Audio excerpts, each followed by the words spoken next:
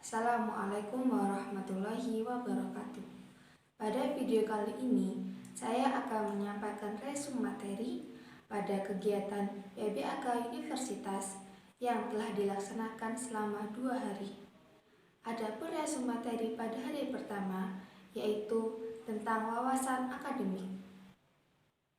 Fakultas di UIN Maulana Malik Ibrahim memiliki 7 fakultas, yaitu Fakultas Psikologi, Fakultas Kedokteran dan Kesehatan, Fakultas Ilmu Tarbiyah dan Keguruan, Fakultas Humaniora, Fakultas Sains dan Teknologi, Fakultas Ekonomi, dan Fakultas Syariah. Kelebihan kampus UIN Maulana Malik Ibrahim Malang. Kampus UIN Maulana Malik Ibrahim Malang memiliki kelebihan dalam menyelenggarakan pendidikan yang integratif, yaitu 1. Menggabungkan pendidikan universitas dengan pendidikan ma'had yang sesuai dengan 4 pilar. Yang kedua, mengembangkan bahasa asing. Yang ketiga, Hay'atut Tahfidzil Quran.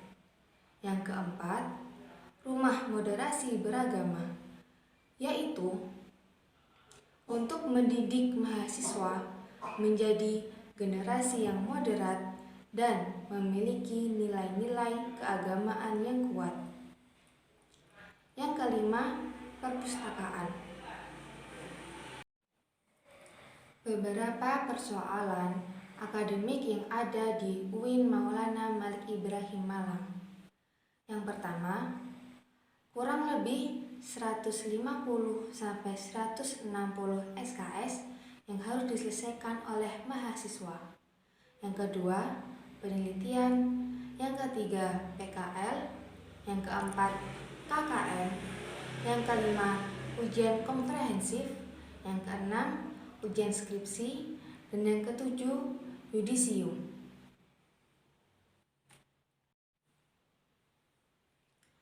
Kurikulum yang diajarkan di UIN Maulana Malik Ibrahim Malang terdapat 3 macam, yaitu mata kuliah pengembangan kepribadian dalam bidang dasar keislaman, bahasa, dan filsafat. Yang kedua, mata kuliah fakultas. Dan yang ketiga, rumun mata kuliah program studi. Oleh karena itu, PBAK harus diikuti dengan seksama untuk mendukung kelancaran akademik. Mahasiswa juga diharapkan aktif dalam organisasi, supaya selain memiliki prestasi akademik juga memiliki prestasi organisasi. Sistem akademik di UIN Maulana Malik Ibrahim Malang. Semua mahasiswa harus memprogram mata kuliah, kecuali maba atau mahasiswa baru. Namun, selanjutnya mahasiswa baru harus mengurus sendiri dengan berkonsultasi kepada dosen pembimbing di setiap fakultas. Adapun IPK minimal yang harus diperoleh oleh mahasiswa yaitu adalah 3, karena jumlah IPK dapat menentukan. Ketika mahasiswa memiliki 4 pilar, maka diharapkan mahasiswa tersebut menjadi generasi yang intelek, aktif, dan berprestasi dalam bidang akademik maupun organisasi. Profesor Dr. Umi berpesan bahwa jadilah orang bermanfaat bagi sesamanya. Materi yang kedua yaitu tentang penyebab penyalahgunaan narkoba. Hidup tidak akan menjadi indah jika memakai narkoba, karena keindahan narkoba hanya sementara. Ada 3 kejahatan yang serius pada saat ini, yaitu korupsi, teroris, dan narkoba. Narkoba itu sebenarnya merusak otak. Pada awalnya, orang memakai narkoba pasti secara sadar, Namun, selanjutnya pemakai narkoba pasti memakai narkoba secara tidak sadar, dikarenakan sudah mengalami ketergantungan. Narkoba adalah zat alami atau tidak alami yang dapat menimbulkan ketergantungan. Berbeda jenis narkoba, maka berbeda pula efek samping yang ditimbulkannya. Dikategorikan pelanggar jika terjadi penyalahgunaan narkoba. Namun, jika penggunaannya atas rekomendasi dari dokter atau sesuai dengan dosis, maka tidak termasuk pelanggaran. Ciri secara fisik pengguna narkoba adalah 1. Pemakai ganja. Cirinya mata sayu dan selalu lapar. Kedua, pemakai ekstasi.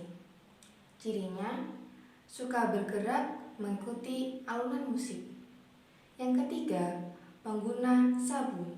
Cirinya mata jelalatan dan tangan berkeringat. Yang keempat, pengguna putau.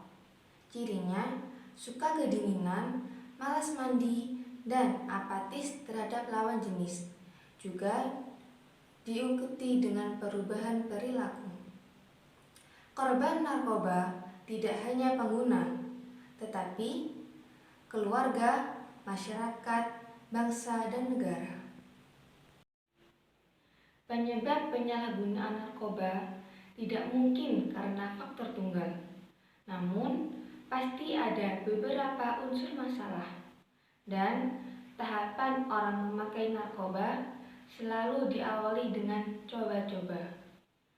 Peran mahasiswa dalam penanggulangan narkoba, yaitu diantaranya dengan memiliki kepribadian yang baik dan akhlak terpuji. Berikutnya, rekap materi pada hari kedua. Pada hari kedua, terdapat 4 poin materi yang perlu saya sampaikan dalam bentuk resum. Yang pertama, lingkup kerja DEMA. DEMA adalah Dewan Eksekutif Mahasiswa. Fungsi DEMA mengontrol pelaksanaan program organisasi kemahasiswaan dan mengkoordinasi pelaksanaan kegiatan mahasiswa. Tugas DEMA adalah yang pertama, melaksanakan program dari Senat. Yang kedua, mengkoordinasi dan mensinkronisasi kegiatan mahasiswa. Di dalam DEMA terdapat 6 kementerian, yaitu Kementerian Dalam Negeri. Tugasnya mengkoordinasi di lingkungan universitas. Yang kedua, Kementerian Luar Negeri. Tugasnya mengkoordinasi lembaga di dalam universitas sampai di luar universitas. Yang ketiga, Kementerian Sosial, Hukum, dan Politik. Tugasnya menyampaikan tentang pengembangan isu sosial, hukum, dan publik.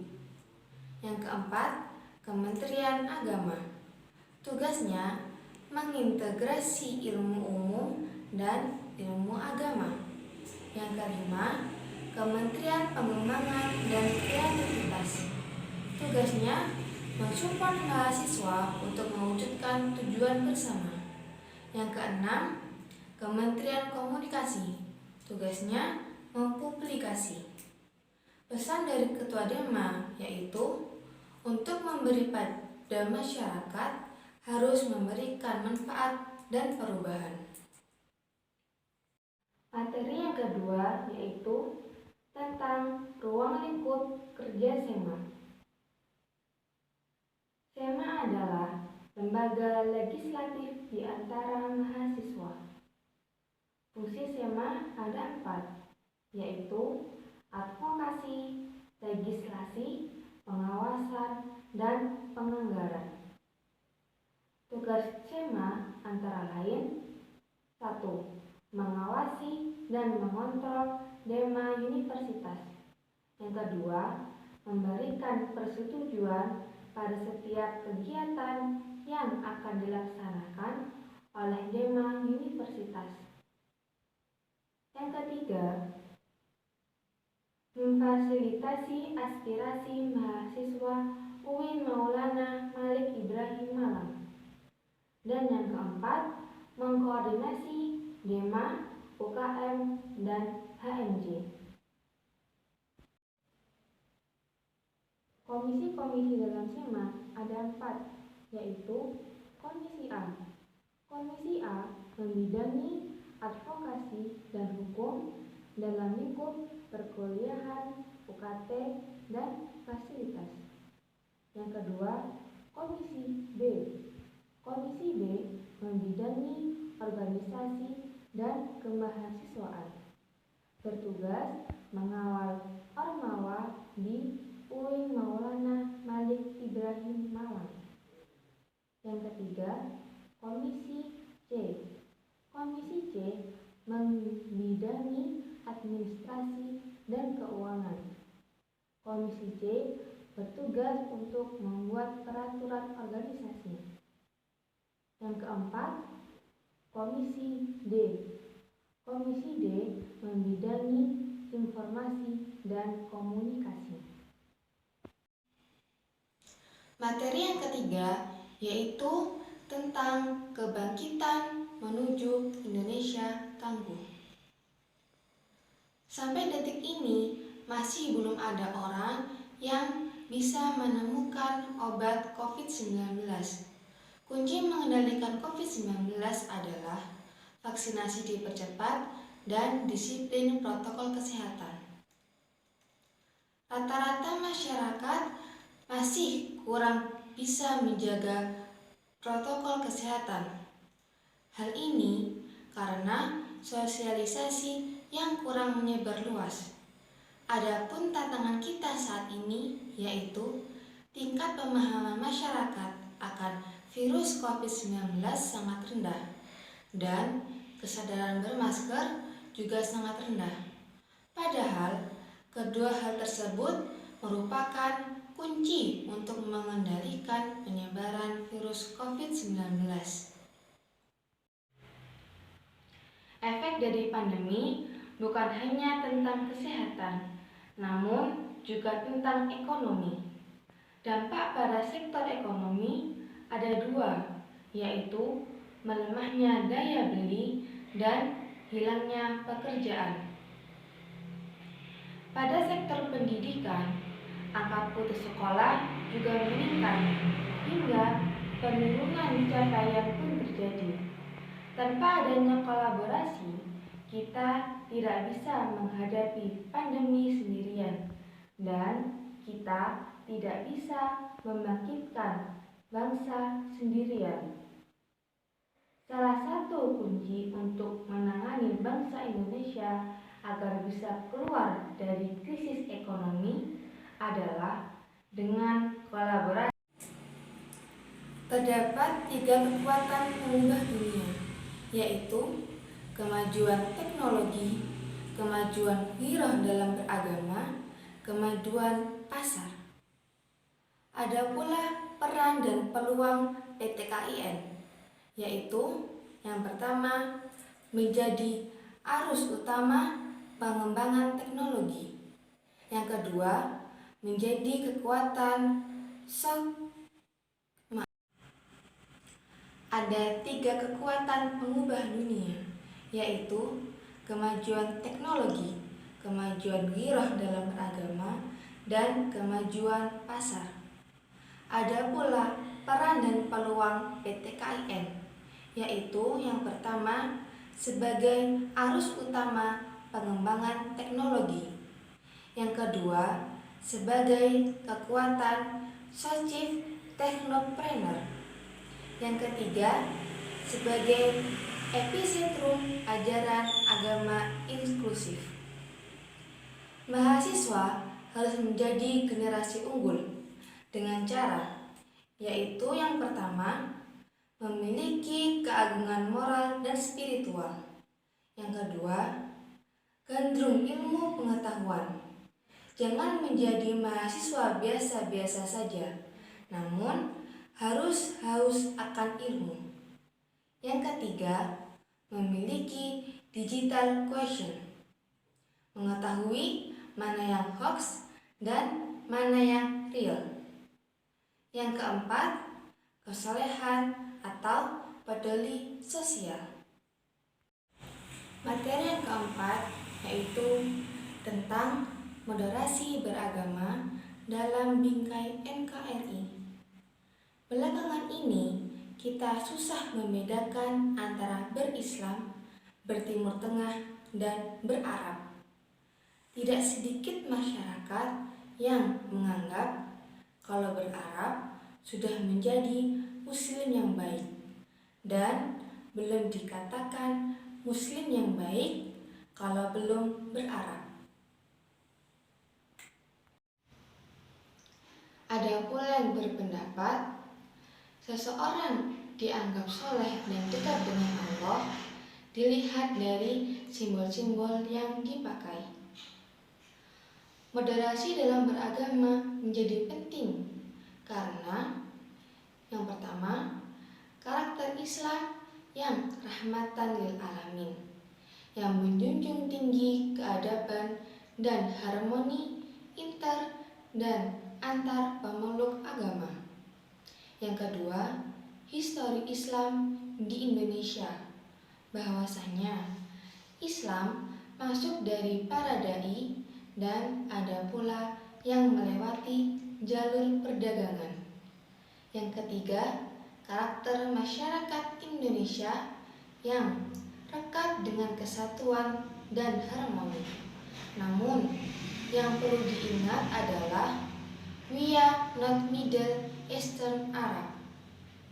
Yang keempat, ideologi bangsa Pancasila dan moto kebinekaan.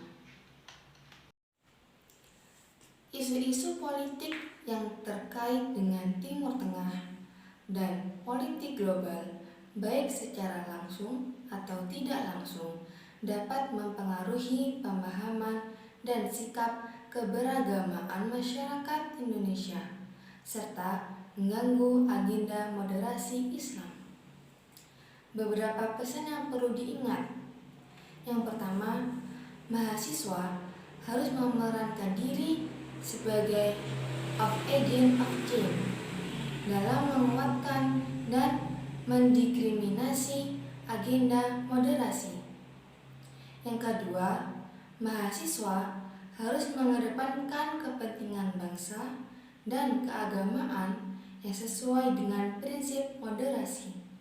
Yang ketiga, mahasiswa UIN Maulana Malik Ibrahim harus cerdas akademik dan berkebinekaan.